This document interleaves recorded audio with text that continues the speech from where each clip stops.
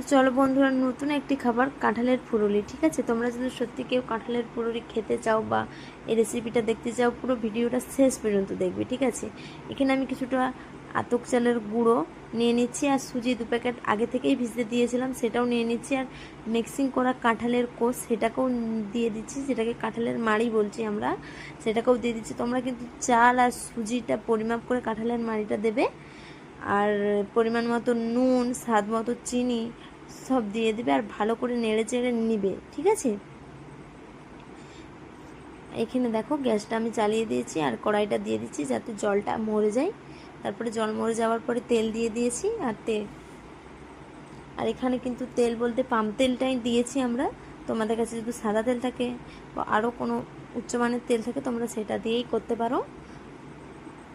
তোমরা যদি এই ফুটুলিটা একবার খাও সত্যি ভুলতে পারবে না, বারবার খেতে চাইবে।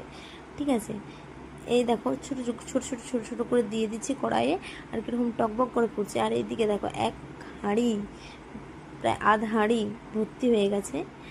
তো যাই হোক, কম করেই করেছি, আর পরের বার একটু বেশি করে করব। আর দেখো কত সুন্দর লাল হয়ে ভাজা হয়েছে এটা। তোমরা কিন্তু বাড়িতে অবশ্যই করবে। ঠিক আছে, আর করে কিন্তু জানিও খেতে কেমন হয়েছে। আর এগুলো কিন্তু খেতে খুবই দারুণ, আমার তো খুব ভালো লাগে এই রেসিপিটা।